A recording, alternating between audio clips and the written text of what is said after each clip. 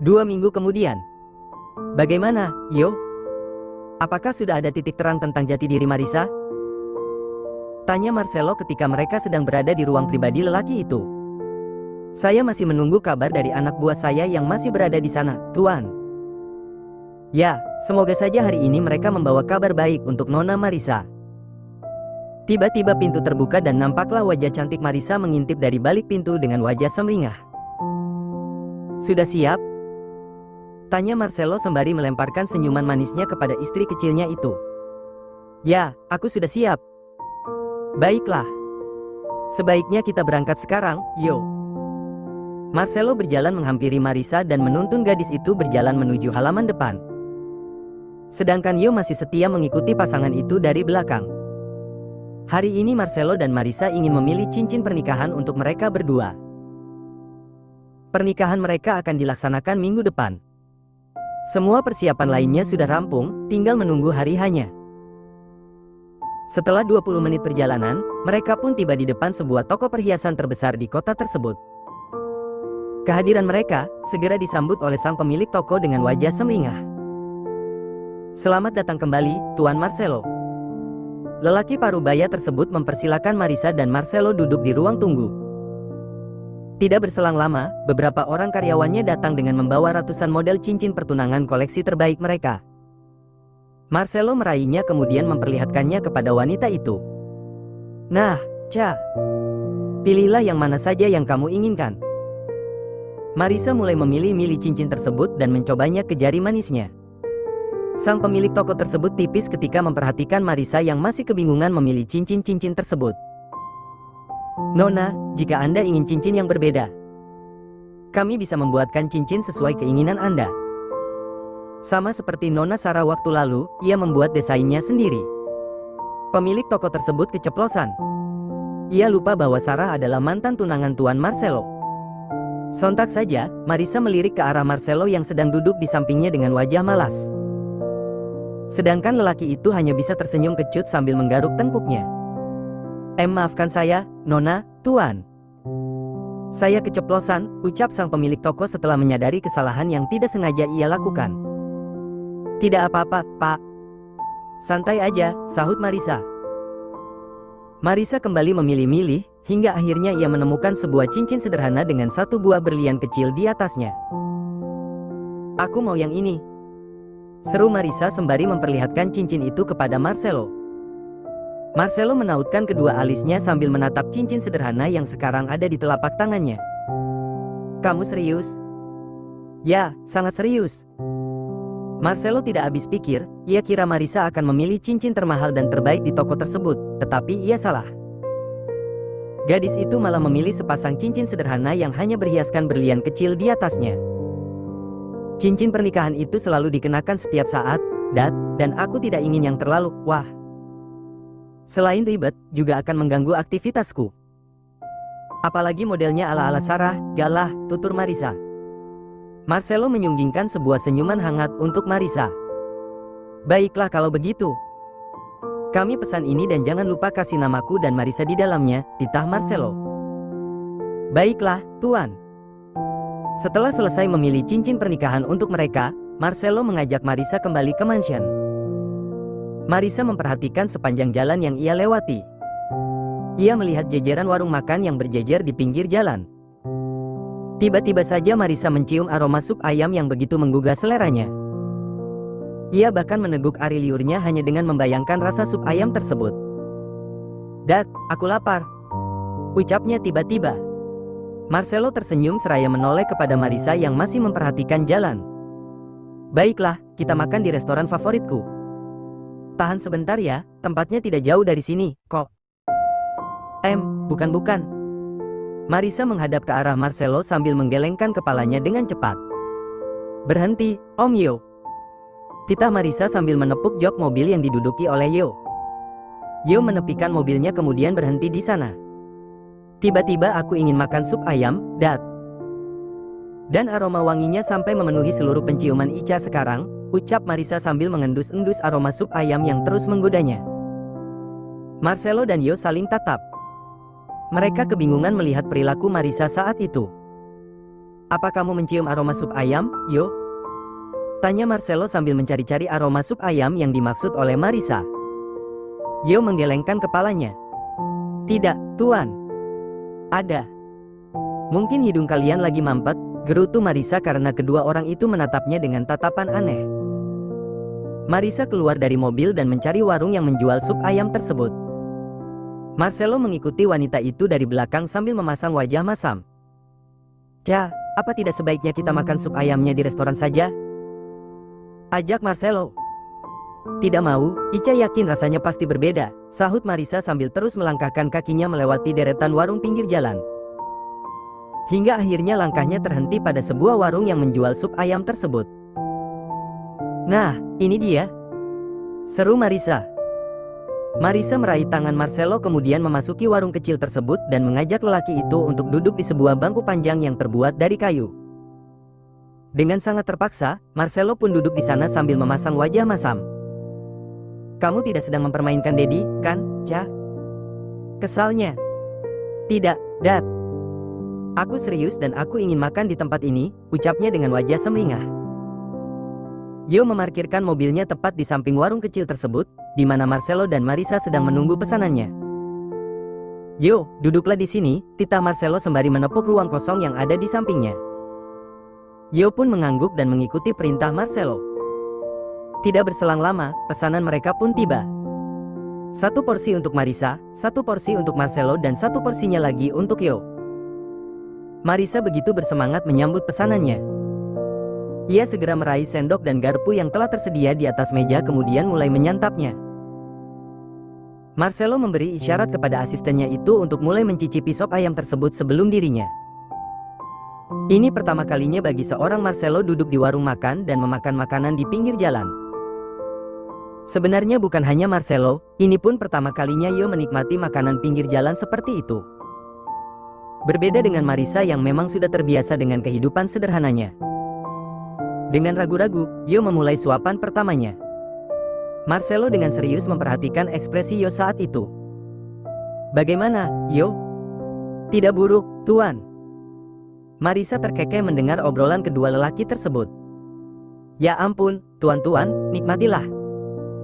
Anda tidak akan mati konyol hanya karena menikmati makanan pinggir jalan seperti ini, ucap Marissa. Baiklah, akan kucoba. Marcelo mulai membuka mulutnya dan mencicipi sop ayam tersebut. Untuk pertama kalinya, wajahnya biasa-biasa saja dan saat mencicipi untuk yang kedua kalinya, ekspresi wajahnya berubah menjadi heran. Kalau menurutku, rasanya jauh lebih enak buatan juru masak di mansion kita, Cha. Lalu kenapa kamu malah menyukai masakan di sini? Marissa hanya tersenyum dan terus menikmati sop ayamnya. Setelah beberapa saat, Marissa pun selesai. Sedangkan Yo dan Marcelo menikmatinya dengan ogah-ogahan. Aku sudah kenyang. Terima kasih, Dad, ucap Marissa sembari memeluk lengan Marcelo dan menyandarkan kepalanya ke pundak lelaki itu. Sama-sama. Marcelo tersenyum kemudian mengelus lembut kepala Marissa yang bersandar di pundaknya. Setelah Yo membayar makanan mereka, ia pun kembali melajukan mobilnya menuju mansion. Sesampainya di depan mansion, Marissa kembali bersikap aneh. Dedi, gendong. Rengeknya seperti bocah. Marcelo membulatkan matanya ketika menatap istri kecilnya itu. Sedangkan Yo sempat terkekeh pelan mendengar permintaan ganjil Marissa saat itu. Tumben. Marcelo menghampiri Marissa dan mengangkat tubuhnya. Marissa terlihat begitu bahagia, ia mengalungkan tangannya ke leher Marcelo sambil tersenyum hangat. Sedangkan lelaki itu menanggapinya biasa-biasa saja. Walaupun jauh di lubuk hatinya ia merasa perilaku Marissa hari ini sedikit aneh. Marcelo membopong tubuhnya hingga ke dalam kamar mereka dan meletakkannya di atas tempat tidur. Dedi mau kemana? Tanya Marissa ketika lelaki itu menjauh darinya. Mau ke kamar mandi, Cha. Memangnya kenapa, kamu mau ikut juga? Goda Marcelo sembari melepaskan pakaian yang sedang dikenakannya. Marissa menggelengkan kepalanya pelan kemudian bersandar di sandaran tempat tidurnya. Setelah Marcelo masuk ke dalam kamar mandi, Marissa meraih ponselnya. Ia ingin menghubungi Erika yang kini tak ada kabarnya setelah hari pernikahan waktu lalu. Ica, apa kabar? Terdengar suara Erika yang begitu antusias dari seberang telepon.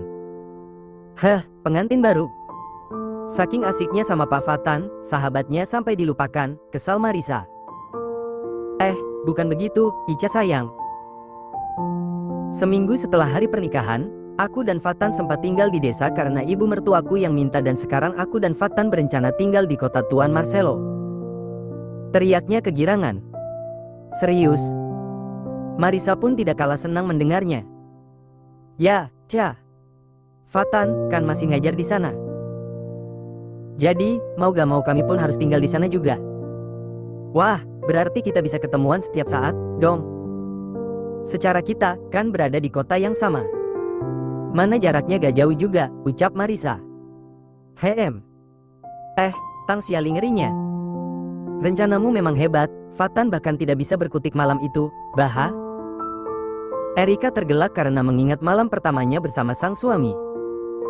Wah, udah jebol aja. Marisa pun ikut tergelak. Marcelo yang baru saja keluar dari kamar mandi, memperhatikan istrinya yang sedang asik tergelak dengan sebuah ponsel di samping telinganya. Ia geleng-geleng kepala, setelah tahu apa yang sedang dibahas oleh kedua sahabat itu. Marcelo berdehem karena pembicaraan kedua sahabat itu semakin kesini, semakin ngelantur saja. Sontak saja Marisa menoleh kepada lelaki itu. Sudah dulu ya, nanti kita sambung lagi, ucap Marisa kepada Erika dan segera mematikan ponselnya. Sudah selesai, Dedi sayang? Goda Marisa. Ya, sudah sejak tadi. Marisa tersenyum kecut sambil menggaruk tengkuknya. Tepat di saat itu Yo mengetuk pintu kamar mereka. Tuan, bolehkah kita bicara sebentar? Ucap Yo dari luar. Marcelo melirik jam tangan mewahnya kemudian segera meraih kemeja dan celananya. Tunggulah sebentar, aku akan segera menyusulmu, sahutnya. Baik, Tuan. Yo segera berlalu dan memilih menunggu Marcelo di ruang pribadinya. Aku ikut, ya. Rengek Marisa lagi. Tidak usah, sayang. Aku janji tidak akan lama, tunggulah di sini. Marcelo melabuhkan ciuman hangat di puncak kepala Marisa dan segera berlalu menuju ruang pribadinya. Marisa menekuk wajahnya dan memilih bermain dengan ponselnya lagi. Ada apa, Yo? Apa kalian sudah menemukan titik terang tentang Marisa? Ya, Tuan. Dan mungkin ini sungguh mengejutkan, sahut Yo. Apa maksudmu, Yo? Marcelo kebingungan setelah mendengar kata-kata Yo saat itu. Ia segera menghampiri Yo yang sedang mengotak-atik laptopnya yang ada di atas meja kemudian Yo mempersilakan Marcelo untuk duduk di kursi kesayangannya itu. Silakan duduk, Tuan. Setelah Marcelo duduk, Yo menghadapkan layar laptop tersebut ke hadapan Tuan Marcelo. Sebuah video sedang diputar, video rekaman CCTV di jalan raya yang letaknya tak jauh dari panti asuhan, tepatnya 19 tahun yang lalu. Marcelo memperhatikan video tersebut dengan seksama bahkan tak berkedip sedikit pun. Di video tersebut, nampak seorang wanita sedang membawa sebuah kotak air mineral dengan langkah mencurigakan. Beberapa kali wanita itu menoleh ke kanan dan ke kiri, memperhatikan keadaan sekitarnya. Yo mengklik tanda pause, kemudian menzoom layar tersebut hingga nampaklah dengan jelas wajah seorang wanita yang sedang membawa kotak mineral, berisi seorang bayi perempuan yang masih lengkap dengan ari-arinya. Ani? Pekik Marcelo dengan mata membulat. Marcelo begitu shock setelah mengetahui siapa yang membuang bayi mungil itu di samping panti asuhan. Seorang wanita yang begitu ia kenal.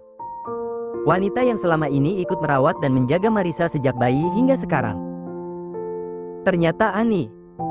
Tetapi kenapa ia melakukan hal itu? Sebenarnya siapa dia? Tanya Marcelo dengan terbata-bata sembari menatap Yo dengan tatapan seriusnya. Sebaiknya Anda tanyakan sendiri pada wanita itu, Tuan. Yo menghampiri salah seorang bodyguard kemudian memerintahkan lelaki sangar itu untuk menjemput Bi Ani di kamarnya. Segera jemput Bi Ani dan bawa ke ruangan ini. Baik, Tuan. Sang bodyguard pun bergegas menuju kamar Bi Ani. Sementara bodyguard masih dalam perjalanan menjemput Bi Ani, Marcelo kembali memperhatikan video tersebut. Sejuta pertanyaan menyeruak di dalam otaknya. Siapa Bi Ani? Kenapa Bi Ani membuang Marisa kecil di malam kelam itu dan apa hubungan wanita itu sebenarnya dengan Marisa? Tidak berselang lama, bodyguard pun tiba bersama Bi Ani. Diani nampak kebingungan karena tidak biasanya Tuan Marcelo ingin bicara empat mata dengannya. "Diani, duduklah," ucap Marcelo sembari mempersilakan wanita itu untuk duduk di kursi yang berada tepat di hadapannya. Dengan ragu-ragu, Diani duduk di kursi tersebut sambil terus memperhatikan wajah Marcelo yang begitu serius menatap layar laptopnya. "Maafkan saya, Tuan. Sebenarnya apa yang ingin Tuan tanyakan kepada saya?" tanya Diani yang mulai ketakutan. Marcelo memutar laptopnya dan sekarang layar laptop tersebut tepat berada di hadapan Diani. "Coba kamu perhatikan wanita yang ada di dalam video tersebut, apakah kamu bisa menjelaskannya padaku, Dian Maharani?" Bibir Diani bergetar hebat. Bahkan untuk menjawab pertanyaan Marcelo pun bibirnya terasa sangat berat. Wanita itu meremas kedua tangannya yang sangat dingin secara bergantian. Wajahnya pun kini terlihat memucat. Saya tidak mengerti maksud Anda, Tuan Marcelo," ucapnya terbata-bata. Marcelo menyeringai sambil menatap Diani dengan wajah malas. "Tidak usah mengelak lagi, Dian Maharani. Hasil rekaman CCTV tersebut sudah menjelaskan semuanya dan sebaiknya kamu katakan padaku, apa alasanmu membuang Marisa kecil pada malam itu?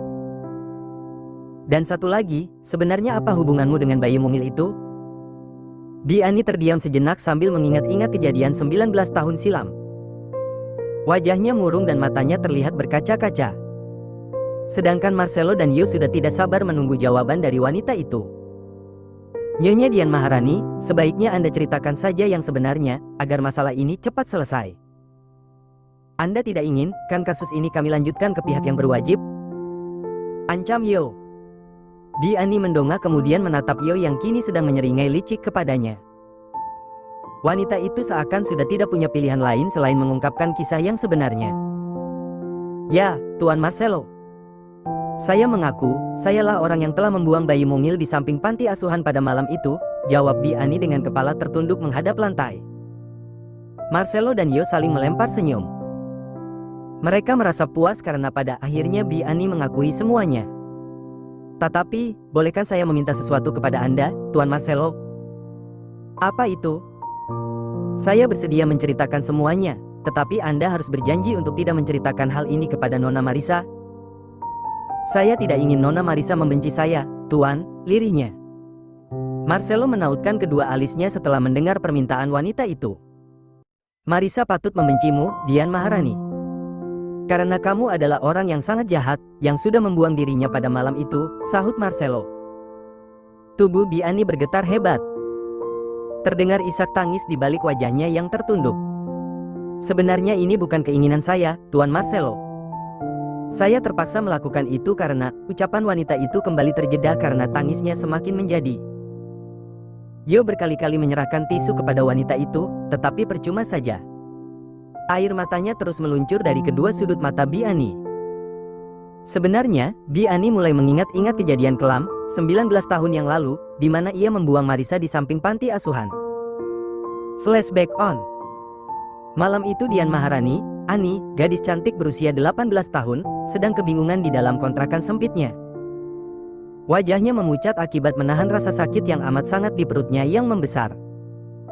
"Ya Tuhan, aku tidak kuat lagi," rintihnya sambil berpegangan pada dinding kamarnya.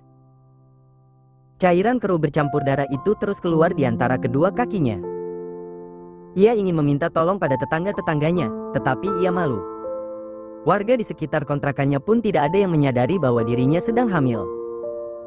Ia bahkan tidak memiliki uang untuk meminta pertolongan kepada bidan.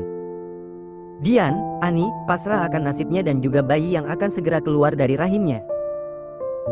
Dengan tergopoh-gopoh, Dian menuju kamar mandi kemudian duduk bersandar di dindingnya. Rasa sakit itu kembali menyerangnya. Rasa sakit yang amat sangat, yang tidak pernah terbayangkan olehnya selama ini. Bahkan keringat dingin terus mengucur di pelipisnya. "Aku bisa. Aku pasti bisa," gumam Dian sambil mengejan. Setelah 1 jam Dian bergelut dengan rasa sakitnya, akhirnya seorang bayi mungil berjenis kelamin perempuan, lahir dengan selamat tanpa kurang apapun. Dian yang sudah lemas, perlahan meraih bayi mungil tersebut kemudian menggendongnya.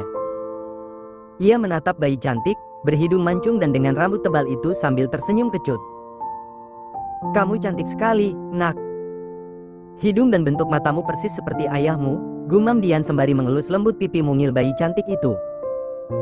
Suara tangisnya sempat terdengar tapi hanya sebentar. Setelah itu ia pun mulai anteng. Dengan menggunakan tenaga yang tersisa, Dian membersihkan bayi mungil itu dan juga dirinya. Ia tidak pernah membayangkan bahwa dirinya akan memiliki seorang bayi di usianya yang masih sangat muda dan dalam status yang masih belum menikah. Apa yang harus aku lakukan dengan bayi ini?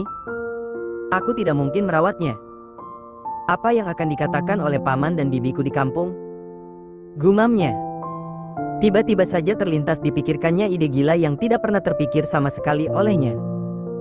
Apa aku harus membuang bayi ini? Tapi kemana aku harus membuangnya? Aku ingin bayi ini aman dan dirawat oleh orang yang menyayanginya, gumam Dian. Dian berpikir keras, hingga akhirnya ia mendapatkan ide untuk membuang bayi mungil itu ke samping panti asuhan, yang jaraknya lumayan jauh dari kontrakannya. Wanita muda itu mulai mempersiapkan dirinya kemudian segera membawa bayi perempuan yang baru saja dilahirkannya itu pergi dari kontrakan. Di tengah malam yang gelap gulita, di saat semua orang sedang terlelap di alam tidur, Dian dengan tubuh menggigil melewati jalanan yang sunyi bersama bayi mungilnya. Setelah menempuh 1 jam perjalanan, akhirnya ia tiba di kawasan yang tak jauh dari panti asuhan. Dian meraih sebuah kotak air mineral yang ia temukan di pinggir jalan kemudian meletakkan bayi mungil itu sambil terisak. Maafkan ibu, nak. Ibu terpaksa melakukannya, gumamnya. Sambil memperhatikan sekelilingnya, Dian mulai berjalan menghampiri panti asuhan dan meletakkan kotak berisi bayi mungil itu di sana. Setelah selesai melakukan tugasnya, Dian segera berlari dan bersembunyi di balik rumah salah satu warga dan mengintip bayi itu dari kejauhan. Detik berganti menit dan menit pun akhirnya berganti jam. Dian yang tadinya mulai putus asa karena tidak ada yang memungut bayinya, berniat ingin mengambil kembali bayi itu. Tetapi, baru saja ia melangkahkan kakinya, bayi mungil itu menangis histeris karena mulai kedinginan dan kehausan.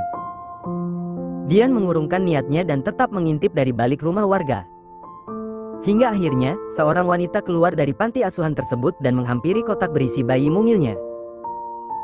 Wanita itu kebingungan, ia memperhatikan sekelilingnya, tetapi karena tak ada satupun orang di sana. Tanpa pikir panjang, wanita itu pun segera membawa bayi mungil tersebut masuk ke dalam panti. Semoga kamu bahagia, nak. Flashback off. Marcelo mengusap wajahnya dengan kasar. Ia tidak menyangka bahwa selama ini Dian, Ani, adalah ibu kandung dari Marissa. Begitu pula Yo, lelaki dingin dan kejam itu pun terlihat shock setelah mendengar cerita Dian, Ani, 19 tahun yang silam. Oh, Tuhan! Gumam Marcelo sambil membuang napas kasar. Hampir setiap hari saya mengunjungi panti asuhan tersebut walaupun hanya dari kejauhan. Paling tidak, saya bisa melihat putri saya ketika mereka sedang mengajaknya berjemur atau sekedar membawanya jalan-jalan di halaman panti asuhan. Dian meraih tisu yang ada di atas meja kerja Marcelo kemudian menyeka air matanya yang masih saja mengalir tanpa henti dengan tisu tersebut.